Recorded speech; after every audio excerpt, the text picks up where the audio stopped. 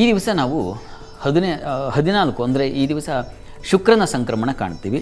ನಾಳೆ ದಿವಸ ಬುಧನ ಸಂಕ್ರಮಣ, 17ನೇ ತಾರೀಕು ಸೂರ್ಯ ಸಂಕ್ರಮಣ. ಇಷ್ಟು ಇದೆ. ಹೀಗಾಗಿ ವಾರದ ಆದಿಯಲ್ಲೇ ಇಷ್ಟೆಲ್ಲ ಆಗಿಬಿಡುತ್ತೆ. ಹೀಗಾಗಿ ಮೇಷರಾಶಿಯವರಿಗೆ ಹೇಗಿದೆ ಈ ಗ್ರಹಗಳ ಪರಿವರ್ತನೆಯಿಂದ ಗಮನಿಸ್ತಾ ಹೋಗೋಣ.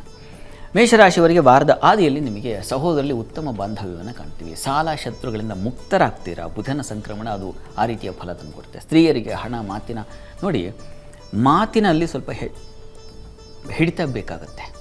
ನೀವು ಜಾರಿ ಬಿಡ್ತೀರಾ, ಅದರಿಂದ ತೊಂದರೆ ಪ್ರಮಾದಗಳಿಗೆ ಉಂಟಾಗೋ ಸಾಧ್ಯತೆ ಇರ್ತದೆ. ಸ್ವಲ್ಪ ಹುಷಾರಾಗಿರಬೇಕು.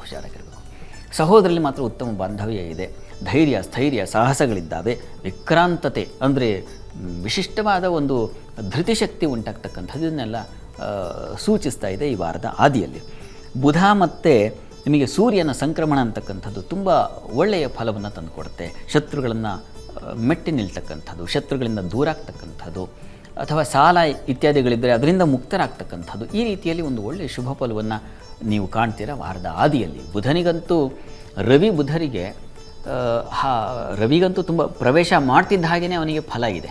ಅಂದರೆ ಅಲ್ಲಿ ದಿನಕರ ರುಧಿರವು ಪ್ರವೇಶ ಕಾಲೇ ಗುರು ಭೃಗುಜೌ ಭವನಸ್ಯ ಮಧ್ಯಯಾತವು ರವಿಸುತ ಶಶಿನೌ ವಿನಿರ್ಗಮಸ್ತು ಈ ಶಶಿತನಯ ಫಲದಸ್ತು ಸಾರ್ವಕಾಲಮಂತ. ಈ ಬುಧನೂ ರವಿ ಇಬ್ಬರೂ ಕೂಡ, ರವಿ ಪ್ರವೇಶವಾದ ಕೂಡಲೇ ಫಲ ಕೊಡ್ತಾನೆ, ಬುಧ ಇಡೀ ರಾಶಿ ಸಂಚಾರ ಮಾಡುವಾಗ ಸಂಪೂರ್ಣ ಫಲ ಕೊಡ್ತಾನೆ ಅಂತ. ಇನ್ನು ವಾರದ ಅಂತ್ಯ ಭಾಗದಲ್ಲಿ ಗಮನಿಸೋಣ. ವಾರಾಂತ್ಯದಲ್ಲಿ ಮೇಷರಾಶಿಯವರಿಗೆ ಸ್ತ್ರೀಯರಿಗೆ ಬುದ್ಧಿ ಸ್ವಲ್ಪ ಮಂಕಾಗುತ್ತೆ. ತಂದೆಯ ಬಂಧುಗಳ ವಿಚಾರದಲ್ಲಿ ಸ್ವಲ್ಪ ಹುಷಾರಾಗಿರಬೇಕು, ಎಚ್ಚರವನ್ನು ವಹಿಸಬೇಕಾಗುತ್ತೆ. ಯಾಕೆ ಅಂತಂದರೆ ಸ್ವಲ್ಪ ನೋಡಿ, ನಿಮ್ಮ ವಾಗಧಿಪತಿ ಶತ್ರುಕ್ಷೇತ್ರವನ್ನು ಸೇರಿದಾಗ ಸ್ವಲ್ಪ ಮಟ್ಟಿಗೆ ತೊಂದರೆಗಳು ಉಂಟಾಗುತ್ತೆ.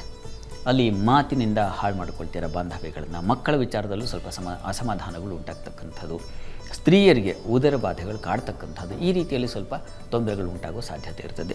ದಾಂಪತ್ಯದಲ್ಲಿ ಮನಸ್ತಾಪ, ಅಲ್ಲಿ ಕುಜ ಮಾಂದಿ ಒಟ್ಟಾಗಿರ್ತಾರೆ. ಅದು ಗುರುವಾರ ಮತ್ತು ಶುಕ್ರವಾರ ತುಂಬ ಎಚ್ಚರ ವಹಿಸಬೇಕು. ಕುಜನ ಜೊತೆಗೆ ಮಾಂದಿ ಸೇರಿದಾಗ ಸಂಗಾತಿಯಲ್ಲಿ ವಿರೋಧಗಳು, ಭಿನ್ನಾಭಿಪ್ರಾಯಗಳು, ಸ್ವಲ್ಪ ಜಗಳ ತಾರಕಕ್ಕೆ ಹೋಗ್ಬಿಡ್ತಕ್ಕಂಥದ್ದು, ಈ ರೀತಿಯಲ್ಲಿ ಸ್ವಲ್ಪ ತೊಡಕನ್ನು ಸೂಚಿಸ್ತಾ ಇದೆ. ಹೀಗಾಗಿ ವಾರಾಂತ್ಯದಲ್ಲಿ ದಾಂಪತ್ಯ ವಿಚಾರದಲ್ಲಿ, ವ್ಯಾಪಾರ ವಹಿವಾಟಿನ ವಿಚಾರದಲ್ಲಿ, ಮಾರುಕಟ್ಟೆಗಳಲ್ಲಿ ಸಂಚರಿಸ್ತಕ್ಕಂಥವ್ರು, ಅಲ್ಲಿ ವ್ಯಾಪಾರ ಮಾಡ್ತಕ್ಕಂಥವ್ರು ತುಂಬ ಜಾಗ್ರತೆ, ಎಚ್ಚರ ವಹಿಸಬೇಕು ಅನ್ನೋದನ್ನು ಹೇಳ್ತಾ ಇದೆ ವಾರದ ಅಂತ್ಯದಲ್ಲಿ. ಆದರೆ ನಿಮಗೆ ಬುಧ, ರವಿ ಇವುಗಳ ಫಲ ಇದ್ದೇ ಇದೆ.